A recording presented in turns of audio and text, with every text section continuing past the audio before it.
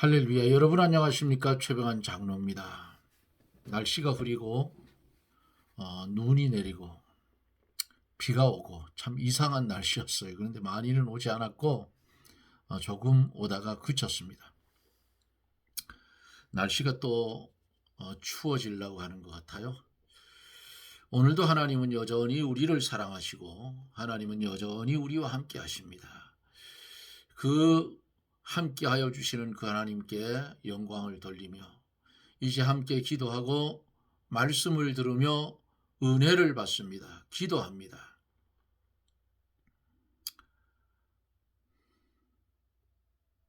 회칠한 무덤 같은 보잘것없는 우리를 이처럼 사랑하여 주시고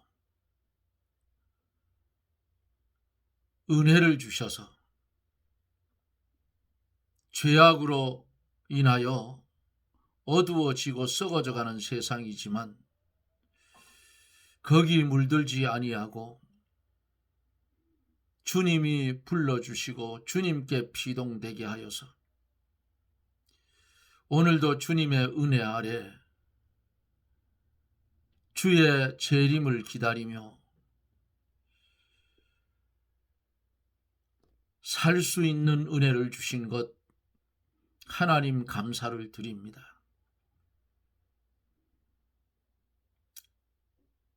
유다 백성이 범죄한 것 같이 이 나라, 이 민족이 범죄하여서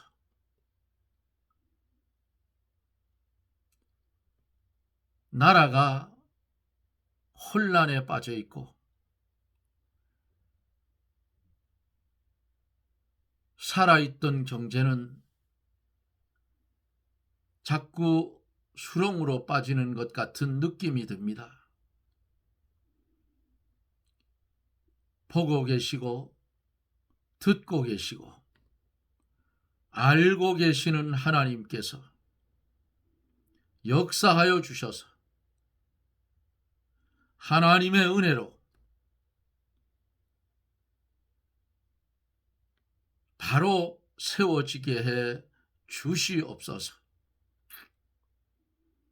이 시간에도 주의 말씀이 전하여질 때에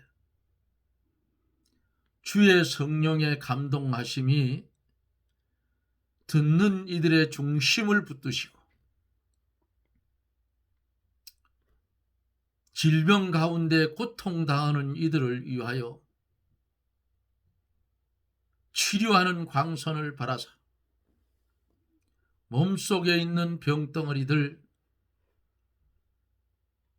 성령의 불로 태워주시고 주님께 쓰임 받을 수 있는 일꾼들로 세워 주시옵소서. 종의 입술을 예레미야의 제단 숯불로 찢어주시고 주의 말씀만 대언하는 나팔의 사명 감당하게 하옵소서. 하늘의 하나님께 영광을 돌리옵고 예수님 이름으로 기도드리옵나이다. 아멘. 하나님의 말씀은 예레미야 32장 6절로 15절까지 봅니다. 6절로 15절. 예레미야가 가로되 여호와의 말씀이 내게 임하였느니라 이르시기를 보라 내 숙부 살룸의 아들 하나멜이 내게 와서 말하기를 너는 아나돗에 있는 내 밭을 사라 이 기업을 물을 권리가 내게 있느니라 하리라 하시더니 여호와의 말씀같이 나의 숙부의 아들 하나멜이 시위대 뜰 안 내게로 와서 이르되 청하노니 너는 베냐민 땅 아나돗에 있는 나의 밭을 사라. 기업의 상속본이 내게 있고 물을 권리가 내게 있으니 너를 위하여 사라 하는지라. 내가 이것이 여호와의 말씀인 줄 알았으므로 내 숙부의 아들 하나멜의 아나돗에 있는 밭을 사는데 은 17세겔을 달아주되 증서를 써서 인봉하고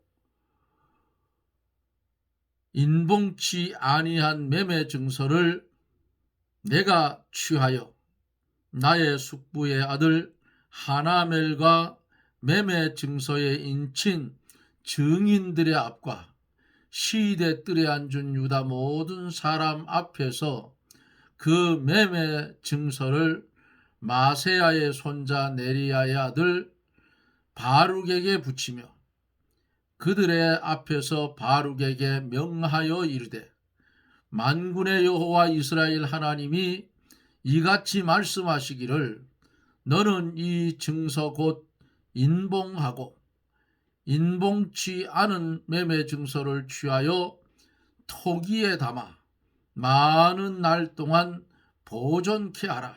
만군의 여호와 이스라엘의 하나님 내가 이같이 말하노라.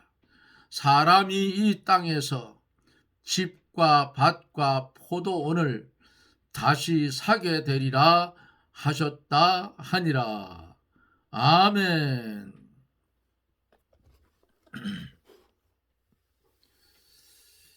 끓는 가마솥 전이 북에서 기울어졌다 그랬어요. 끓는 물이 쏟아지면 재앙이 온다 그 말이에요. 우리가 살고 있는 이 땅에도 예레미야가 보았던 끓는 가마솥 전이 북에서 남으로 기울어져 있어요. 전쟁하는 것을 보세요. 참혹하잖아요. 전쟁을 겪었던 그런 분들의 말을 들어보면 전쟁이 나면 하늘이 노래진다. 그렇게 무섭다고. 사람을 죽여야 전쟁의 승리가 오는 거예요. 러시아와 우크라이나, 이스라엘과 그쪽 중동 쪽 전쟁.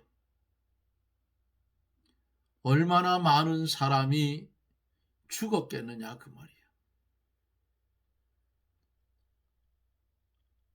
어떤 이의 남편, 어떤 이의 아빠, 젊은 청년들 부지기수로 죽었다. 그래도 전쟁은 끊이지 않고 계속되고 있는 것을 볼 수 있지요. 인생이 살아왔자 100살 미만인데 뜬구름 잡는 거예요. 뜬구름 잡는 거. 내 나라나 다독거리고 잘해서 튼튼하게 안보사항을 만들고 그리고 고소득을 올려서 국민이 잘 사는 나라를 만들어야지 전쟁을 해서 남을 죽이고 남의 나라 땅을 빼앗고 하면 그것은 도적놈이라 그 말이에요. 마치 러시아의 푸틴이 도적놈하고 똑같은 거예요. 저거 공산주의자들은 어찌할 수가 없어요. 노력하는 일이 같다 그 말이에요. 예레미야가 하나님의 말씀을 가감없이 전하다가 감옥에 갇히고 많은 환난을 당했어요. 올무를 놓아 잡으려 하고 구덩이를 파서 빠뜨려서 죽이려 하고 또 여기 보면 뜰에 갇히기도 하고 이렇게 하나님의 말씀대로 살려고 하면 환난이 와요. 그리고 핍박이 와요. 애매히 고난받는 것은 복이라 했어, 성경에. 성경에 나오는 중심 인물들 치고 고난받지 않은 사람들이 있느냐 그 말이에요. 예수님의 제자들, 바울 사도, 스데반 집사 등등 해서 그 당시의 성도들이 많은 환난을 받았어. 이렇게 환난이 오고 핍박이 오고 진리대로 가는데 꼭 따라와요. 이게 마귀의 역사라. 그러나 시험이 오든 환난이 오든 고통이 오든 예레미야 선지자는 조금 더 흔들림도 없이 하나님의 말씀을 가감하지 않고 생명을 내어놓고 담대히 전했다 그 말이에요. 오늘날 똑같아요. 오늘날도 하나님의 말씀을 전하는 사람들은 뭘 내놓고 생명 내놓고 전해야 돼. 안 그러면 똑바로 전할 수가 없어요. 치우치게 되고 엉뚱한 소리 나오게 되고 그런다고. 6절로 7절에 보면 예레미야가 가로되 여호와의 말씀이 내게 임하느니라 이르시기를 보라 내 숙부 샬롬의 아들 하나멜이 내게 와서 말하기를 너는 아나돗에 있는 내 밭을 사라. 이 기업을 물을 권리가 내게 있느니라 하리라 하시더니 그랬어요. 하나님께서 예레미야에게 지시를 했어요. 내 사촌 형제인 하나멜이 와서 이나돗에 있는 자기 밭을 사라고 할 것이니까 그것을 사라고 하나님의 말씀이 예레미야에게 임했다 그 말이에요. 여기 본문 속에서 이 기업을 물을 권리가 내게 있느니라 하는 이 기업을 물을 권리, 조상으로부터 기업으로 받은 토지를 다른 사람에게 팔았을 때 본인이 도로 살 능력이 없을 경우 그 토지가 다른 가문이나 다른 지파에게 넘어가지 않게 하기 위해서 그 형제나 근친이 그 땅 값을 대신 치르고 다시 찾는 권리를 말하는데 여기는 레위기 25장 23절로 25절을 참조해 보면 알 수가 있어요. 만일 예레미야가 하나멜의 밭을 사지 않으면 그 사촌 형제가 돈이 없으므로 그 밭이 다른 사람에게 넘어가게 될 것인데 그러면 그 밭이 다른 가문이나 다른 지파로 넘어가게 된다 그 말이에요. 그러므로 물을 권리가 있는 예레미야에게 이 밭을 사라고 한 거예요. 그때는 유다가 멸망하게 되었고 예레미야는 감옥에 있는 형편이므로 밭을 사도 소용이 없지만은 숙부나 사촌 형제에 대한 의무를 다하기 위해서 이 밭을 샀다 그 말이에요. 이것은 무슨 말인가? 장차 유다 땅과 성읍들이 회복이 되어서 토지를 매매하게 될 것을 실질 행동으로 보여주기 위함이다 그 말이에요. 바로 포로로 잡혀갔던 사람들이 돌아오면 이런 매매 행위가 다시 시작이 되기 때문에 토지를 매매하게 될 것을 실제로 행동으로 보여줬다. 이렇게 볼 수가 있습니다.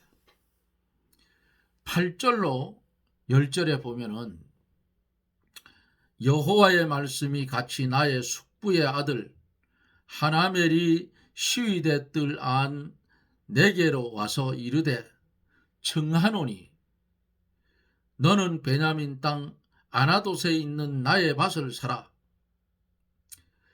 기업의 상속권이 내게 있고 물을 권리가 내게 있으니 너를 위하여 사라 하는지라. 내가 이것이 여호와의 말씀인 줄 알았으므로 내 숙부의 아들 하나멜의 아나돗에 있는 밭을 사는데 은 17세겔을 달아주되 증서를 써서 인봉하고 증인을 세우고 은을 저울에 달아주고 이렇게 은을 달아줘서 그 밭을 샀다 그 말이에요. 하나님의 말씀대로 하나멜이 와서 아나돗에 있는 자기의 밭을 사라고 예레미야에게 말합니다. 예레미야는 이 밭을 사는 것이 하나님의 명령인 줄 알고 이 하나님의 명령인 줄을 분명히 알았기 때문에 감옥에 있는 사람은 돈이 있었겠어요. 그런데 은 17세겔을 주고 샀다 그랬어요. 이 은 17세겔, 이 은 51돈 중 1세겔은 3동 돈 중이므로 요것도 꽤 많이 돈이 나가요. 이것은 당시 시세로 아마도 정당한 값에 해당이 되었을 겁니다. 10.05달러. 그건 꽤 많잖아요. 이 당시로 치면 많다 그 말이에요.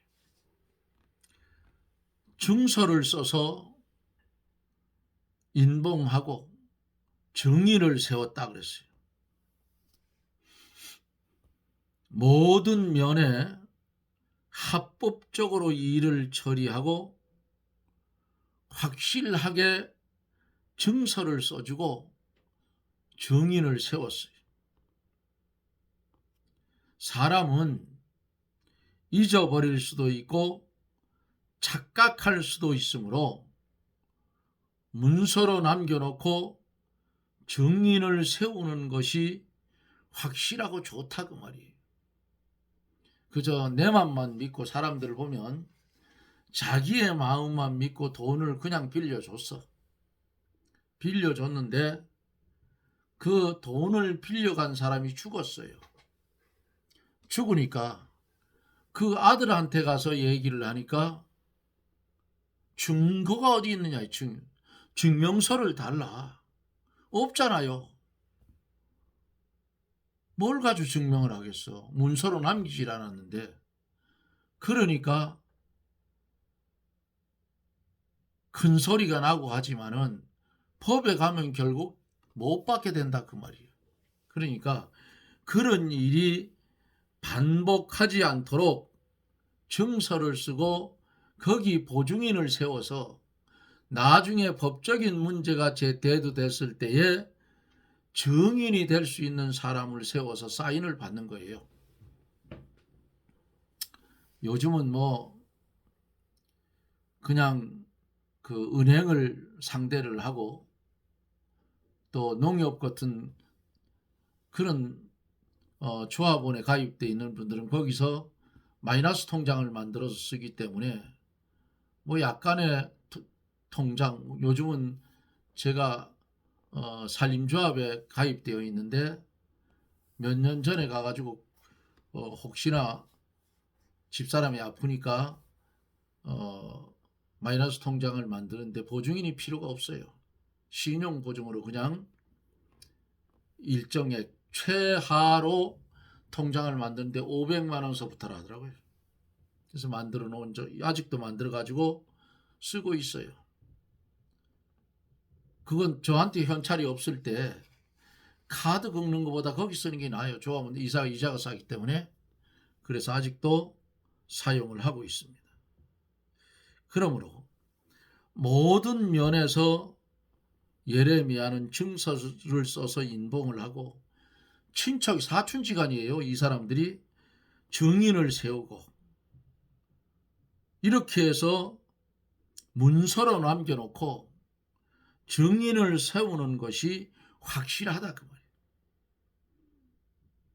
또 저울에 달 것은 달아서 서로 눈금을 확인하는 것이 확실하고 좋다. 또 저울에 달 것은 달아 서로 눈금을 확인하여 주고받는 것이 좋으며 아무리 가까운 친족끼리의 거래일지라도 증서를 써서 날이라고 확실하게 하는 것이 후한이 없다 그랬어요.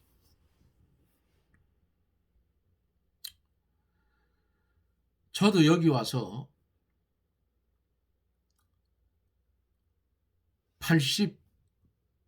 83년도 무렵이에요. 그 무렵에 함께 교회를 다녔던 지금은 장로님이 됐어요. 성남 쪽에 계시는지 어디 그런데 이왕문 장로님이라고 저한테 왔어요. 저를 보고 집사님 기술이 있으니까 지금 오토바이 센터가 하나 나는데 오토바이 센터를 인수하려냐고 물어요. 그래서 난 돈이 없다. 집사님이 알다시피 내가 여기 들어올 때 이불 보탕이만 가지고 광산에 왔는데 뭔 돈이 있겠느냐. 그러니까 당신이 빌려주겠대요. 내가 그랬어요. 내가 그거 하다가 못 갚으면 어떡할 거예요. 그러니까 자기가 갚겠대. 그래서 그때 175만 원인지 뭐 150만 원인지 얼마를 자기가 빌려가지고 저한테 증서도 안 받고 그냥 줬어요. 그리고는 저를 보고 집사님이 이자는 매달 자기한테 갖다 달라는 거예요. 그런 사람이 없어요. 그럴 뿐이. 그래서 빌려서 오토바이 센터를 했는데 23년 동안 했어요. 23년 동안. 그렇게 했는데 그 감사한 것은 아직도 잊지 않아요.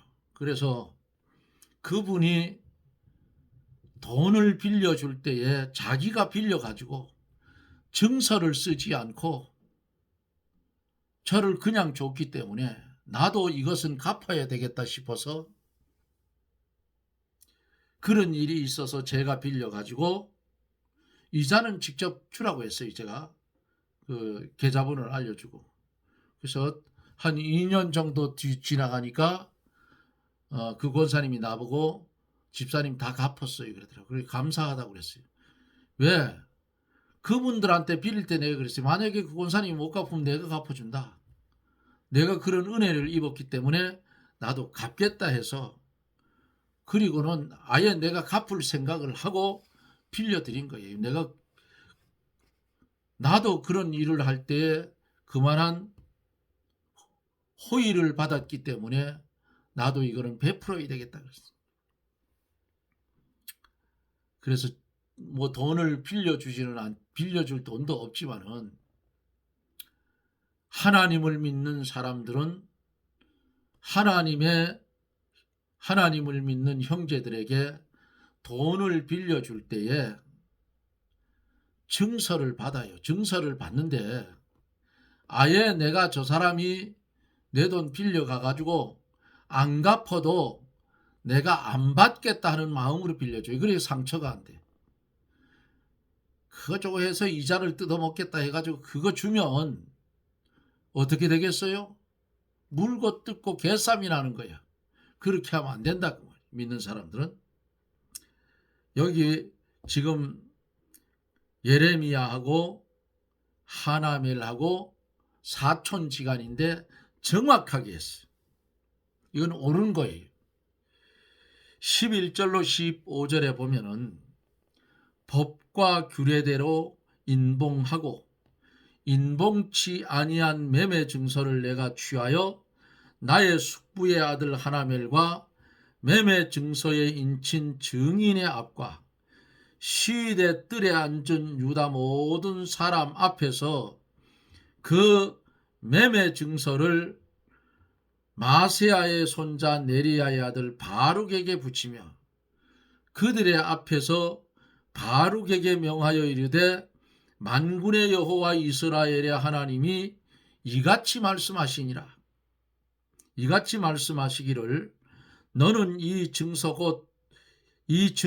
곧 인봉하고 인봉치 않은 매매 증서를 취하여 토기에 담아 많은 날 동안 보존케 하라. 만군의 여호와 이스라엘의 하나님 내가 이같이 말하노라. 사람이 이 땅에서 집과 밭과 포도원을 다시 사게 되리라 하셨다 하니라. 아멘. 예레미야 선지자가 매매 증서 둘을 써서 그 하나는 인봉을 하고 하나는 인봉을 하지 않았다 그랬지요. 인봉한 것은 누구나 그 내용에 손을 대지 못하게 하여 영구 보존하기 위함이고 예레미야가 이 두 문서를 여러 증인들 앞에서 바룩에게 붙였는데 바룩은 하나님의 명령대로 그 증서를 토기에 담아 보관을 했다 그랬어요. 바룩은 예레미야를 받들어 나가는 조사요 서기였던 것을 36장에 참조해 보면 앞으로 나온다 그 말이에요. 사람이 이 땅에서 집과 밭과 포도원을 다시 사게 되리라. 하나님께서 예레미야에게 여러 증인 앞에서 매매 증서를 쓰게 하고 토기에 넣어서 그 증서를 보관시킨 것은 장차 이스라엘이 회복되어서 사람들이 집과 밭과 땅과 포도원을 사고 팔게 될 것을 보여주기 위한 실물 교훈인 것입니다. 예레미야가 말씀으로도 이스라엘의 회복을 예언을 하였고 이렇게 행동으로도 교훈을 했다 그 말이에요. 참 선지자는 말과 행동이 일치하는 것을 여기서 우리가 배울 수가 있어요. 하나님의 백성은 말과 행동이 어긋나면 안 된다 그 말이에요. 말과 행동이 예레미야 선지자처럼 일치가 되어야 요게 참 오리지널 하나님의 백성이라는 사실을 오늘 말씀 속에서 우리는 깨달아 알 수가 있었습니다. 포로로 잡혀가서 포로 생활을 하다가 정한 때가 되어 돌아오면 다시 사람이 이 땅에서 집과 밭과 포도원을 매매하게 되는 그런 때가 올 것을 여기서 본문 속에서 잘 가르쳐 주었습니다. 이들이 다시 본국으로 돌아오듯 오늘날 살아가는 성도들은 이 땅에서 주의 말씀과 일치하게 살다가 우리가 가야 할 본향으로 가게 된다 그 말이에요. 얼마나 감사해요. 예? 하나님을 믿는 하나님의 백성들은 갈 곳이 있어요. 난 사람들 보고 그래. 나는 갈 곳이 있다. 예? 천국에 간다 그 말이에요. 안 믿는 사람도 천당 지옥 알아요. 그들도 그러기 때문에 오늘날 우리들이 이 하나님의 말씀을 보고 듣고 깨달을 때에, 그리고 주님을 믿을 때에 눈으로 본 것처럼 믿을 수 있는 것은 살아계신 하나님의 말씀이요 주의 성령이 역사하여 감동하는 그 역사 가운데 있기 때문에 주님을 믿어가되 죽은 자의 주님을 믿는 것이 아니고 산 하나님을, 살아계신 하나님을 믿어 구원에 이르는 것입니다. 주신 말씀을 심령에 새기고 믿음의 큰 그릇이 되세요. 아니 조그마한 요런 그릇이 되면, 네? 제가 목이 나쁘고 이렇게 용각산을 자꾸 먹는데, 되면 아무리 하나님께서 갖다 퍼봐도 요거 하나지 뭘 그래. 그러니까 아주 큰 그릇이 돼야 하나님이 은혜를 부어줄 때에 크게 받아서 크게 한번 쓰이자, 그 말이. 믿습니까? 주신 말씀 우리가 받아 감사하고, 이제 1년도 거의 다 갔어요. 이제 다 갔는데 내일 모레가 송구영신 예배 아니에요. 31일, 내일이 30일이고, 그러니까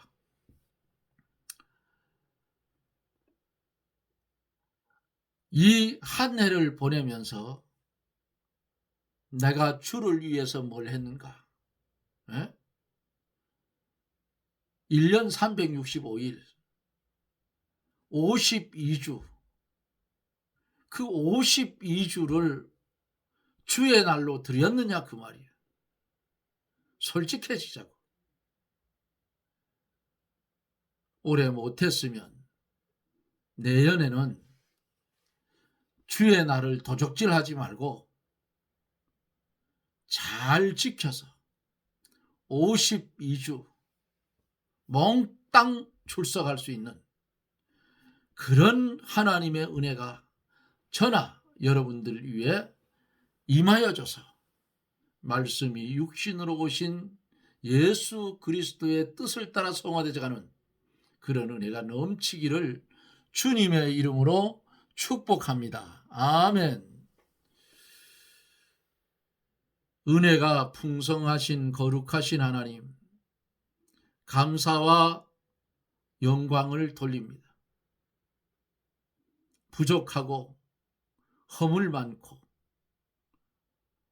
죄 많은 우리들을 사랑하여 주셔서 이제는 그리스도 예수 안에서 의인 되어져서 하나님 앞에 섰을 때에 의롭다 인정함을 받을 수 있는 칭의의 옷을 입은 성도답게 주여, 우리의 말과 행동이 주 안에서 일치하는 삶을 살게 하여 주옵소서.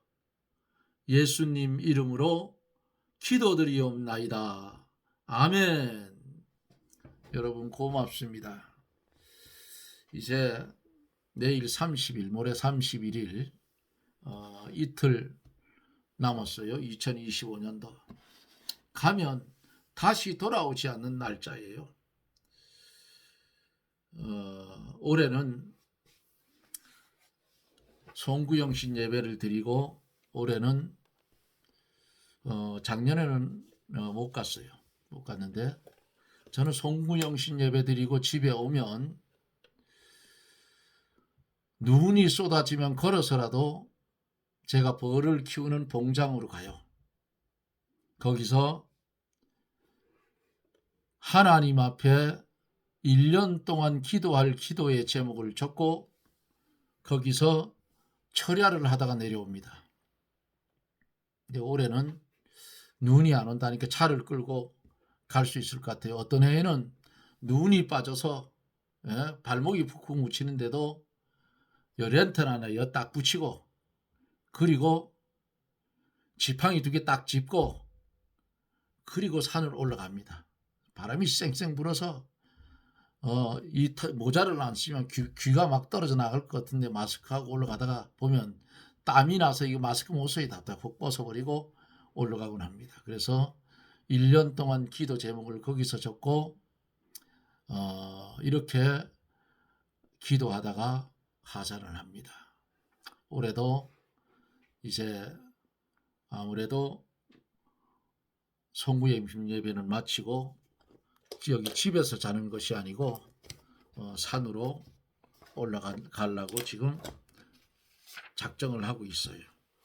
여러분들도 기도 제목 적어놓고 1년 동안 기도할 제목을 적어놓고 그렇게 기도하십시오. 그리고 이 TV 이 방송 속에 제가 알고 있는 분들 중에 한 분, 두 분, 셋, 넷, 다섯, 여섯, 7분이에요.